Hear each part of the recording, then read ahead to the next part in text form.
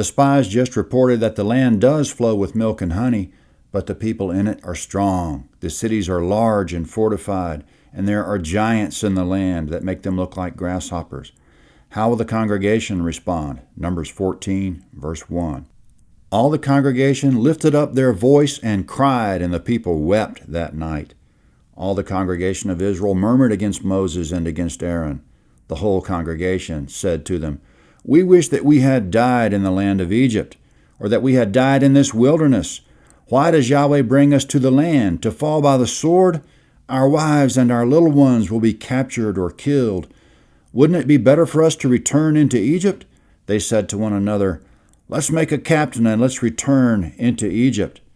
Comment: The cluster of grapes was so big they had to carry it on a pole between two men, Numbers 13:23. It's a picture of what we forfeit if we don't believe. We can do more than we think possible through faith because of the power that works in us. The Israelites could walk right in and God would make their enemies flee, but they don't believe. Verse 5. Then Moses and Aaron fell on their faces before all the assembly of the congregation of the children of Israel. Comment: Coming up, Joshua and Caleb make an appeal that will go down in eternity to their credit. Verse 6. Joshua the son of Nun and Caleb the son of Jephunneh, who were of those who spied out the land, tore their clothes. Comment: The tearing of the clothes is a sign of extreme disagreement with the congregation. Going on about Joshua and Caleb, verse 7. They spoke to all the congregation of the children of Israel, saying, "The land which we passed through to spy it out is an exceedingly good land. If Yahweh delights in us, then he will bring us into this land and give it to us, a land which flows with milk and honey. Only don't rebel against Yahweh, neither fear the people of the land, for they are bread for us. Their defense is removed from over them, and Yahweh is with us. Don't fear them." Comment: Right on and amen. We should pray our understanding of every situation would be as clear as theirs. They're seeing through the lens of faith according to what Yahweh has promised. Like the old song says, they're standing on the promises of God. Verse 10, but all the congregation threatened to stone them with stones. Comment: the believer must be ready to stand apart from the crowd. In this case, the crowd's threatening to stone them. Yahweh's about to intervene in that. Going on, Yahweh's glory appeared in the tent of meeting to all the children of Israel.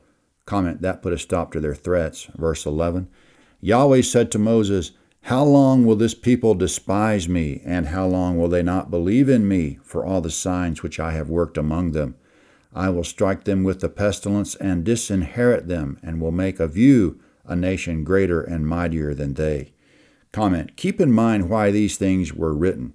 Yahweh didn't need to include these events in Scripture, but he did. 1 Corinthians 10:11 tells us why these events are recorded. Speaking of this generation that wandered in the desert, it says, quote, "These things happened to them as an example, and they were written for our instruction," end quote. The lesson here is that God does not respond kindly to unbelief. Verse 11, unbelief is the same as despising God. Verse 12, Yahweh is ready to destroy them with pestilence. This is Moses' big chance to be rid of these people, but he's about to intercede once again on their behalf. Verse 13, Moses said to Yahweh, "Then the Egyptians will hear it, for you brought up this people in your might from among them. They will tell it to the inhabitants of this land. They have heard that you, Yahweh, are among this people.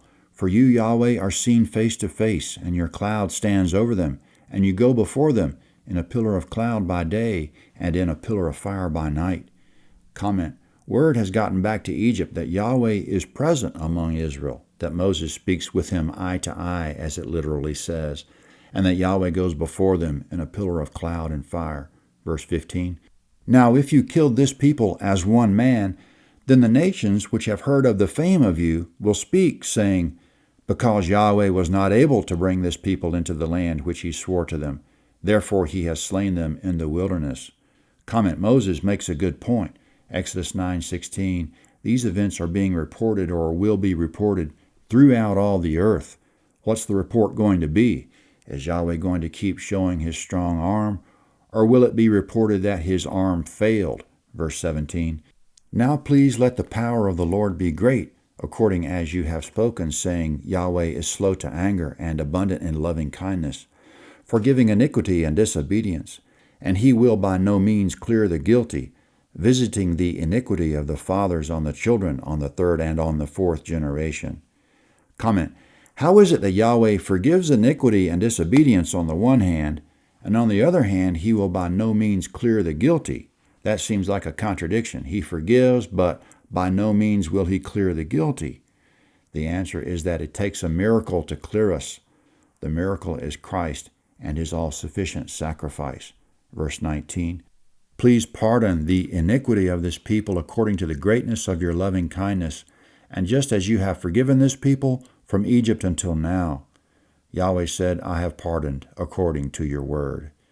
Comment: Yahweh pardoned. It's a miracle. It was possible because of the coming sacrifice of Christ. Yahweh goes on, verse 21, but in very deed as I live, and as all the earth shall be filled with Yahweh's glory, because all those men who have seen my glory and my signs, which I worked in Egypt and in the wilderness, yet have tempted me these 10 times, and have not listened to my voice, surely they shall not see the land which I swore to their fathers, neither shall any of those who despise me see it. Comment: verse 20, Yahweh pardoned them, but verse 23, they shall not see the land. He won't destroy them, but then again, he won't bless them either.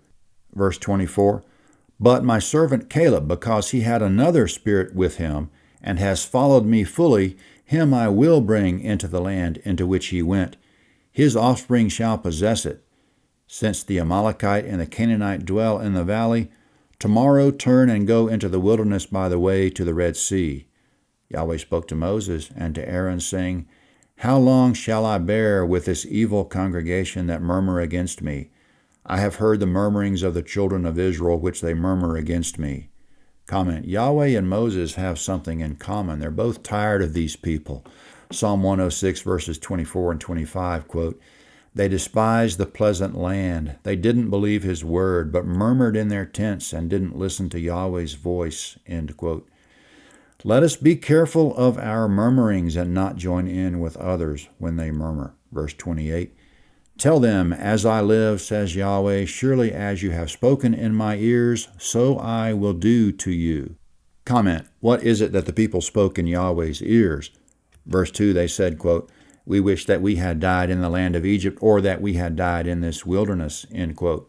So now Yahweh says, quote, surely as you have spoken in my ears, so I will do to you, end quote. Proverbs 18:21, quote, death and life are in the power of the tongue, end quote. So let's be careful what we declare. God might give it to us according to our word. Verse 29, your dead bodies shall fall in this wilderness, and all who are counted of you according to your whole number from 20 years old and upward, who have murmured against me. Surely you shall not come into the land concerning which I swore that I would make you dwell therein, except Caleb the son of Jephunneh and Joshua the son of Nun. Comment: the men 20 years old and upward who were numbered were 603,550. None of them who murmured will enter the land. In addition, back in verse 23, quote, neither shall any of those who despised me see it, end quote. But Joshua and Caleb said Yahweh will give us the land, verse 8. So Yahweh will also do to Joshua and Caleb according to their word. He will give the land to them. They will go in to possess it, verse 31. But your little ones that you said should be captured or killed, them I will bring in, and they shall know the land which you have rejected. But as for you, your dead bodies shall fall in this wilderness. Your children shall be wanderers in the wilderness 40 years, and shall bear your prostitution until your dead bodies are consumed in the wilderness. Comment: that's Yahweh bringing the iniquity of the fathers on the children. The children will wander in the desert and suffer because of their parents, but eventually Yahweh will deliver them from their parents' curse. Verse 34, after the number of the days in which you spied out the land, even 40 days, for every day a year, you will bear your iniquity, even 40 years, and you will know my alienation. I, Yahweh, have spoken. I will surely do this to all this evil congregation who are gathered together against me. In this wilderness they shall be consumed, and there they shall die. Comment: this means, for example, that none of the 20-year-olds will see their 61st birthdays. One by one, Yahweh is going to make their dead bodies fall in the wilderness. Verse 36, the men whom Moses sent to spy out the land, who returned and made all the congregation to murmur against him by bringing up an evil report against the land, even those men who brought up an evil report of the land, died by the plague before Yahweh. Comment, the 10 faithless and cowardly spies died by plague. Verse 38, but Joshua the son of Nun and Caleb the son of Jephunneh remained alive of those men who went to spy out the land. Moses told these words to all the children of Israel, and the people mourned greatly. They rose up early in the morning and went up to the top of the mountain, saying, behold, we are here, and will go to the place which Yahweh has promised, for we have sinned. Comment, by agreeing now to go up, the people still refused to hear the word of the Lord. In verse 39, Moses told them the Lord's word, which was, verse 30, surely you shall not come into the land. But they won't believe this word either. They didn't believe when he said, I will drive out your enemies. Now they don't believe when he said, surely you shall not come into the land. So this show of bravery is more unbelief. They doubted Yahweh. James 1:6 quote, he who doubts is like a wave of the sea, driven by the wind and tossed. For that man shouldn't think that he will receive anything from the Lord. He is a double-minded man, unstable in all his ways. End quote. Let our faith be stable. Verse 41, Moses said, why do you disobey the commandment of Yahweh, since it shall not prosper? Don't go up, for Yahweh isn't among you. That way you won't be struck down before your enemies. For there the Amalekite and the Canaanite are before you, and you will fall by the sword, because you turn back from following Yahweh. Therefore Yahweh will not be with you. But they presumed to go up to the top of the mountain. Nevertheless, the ark of Yahweh's covenant and Moses didn't depart out of the camp. Then the Amalekites came down, and the Canaanites who lived in that mountain, and struck them and beat them down, even to Hormah. Comment, if Yahweh's with us, we can do it. If he's not, we can't. That bunch of grapes is a picture to keep in mind. It represents what's in store for us if we have faith in God. If we're willing to do things his way, there's tremendous reward. Life and death in the desert is also a picture to keep in mind. It's a picture of life without faith. It's a bitter disappointment. Have you and I missed out on a lot of opportunity already? Probably, but we can make the most of what we have left. Hopefully there are still plenty of big grapes out there for us. In verse 9, when they had the opportunity to go in the land with Yahweh's blessing, Joshua and Caleb tried to encourage the people to go in. They said the people in the land are, quote, bread for us. In other words, we can defeat them and be stronger for it. And that's the way to think of our spiritual challenges. They're bread for us. They'll make us stronger. That's the chapter. See you next time for Numbers 15 at landofhavilah.net, Numbers 15. Here's the map of Numbers 14. The camp is at Kadesh here. Zooming in, we can see it's definitely dry and barren. The people refused to enter the land, and Yahweh told Moses to take them back through the wilderness by a way that would avoid any inhabitants. But the people mourned at Yahweh's word of rebuke and didn't believe him when they said they shall not see the land. They went up to the hill country to attack the inhabitants, the Amalekites and Canaanites. Let's zoom in on the adjacent hill country. It's greener and therefore populated. Now zooming back out, the inhabitants beat them back all the way to Hormah here, which is near the camp in the desert. See you next time for Numbers 15.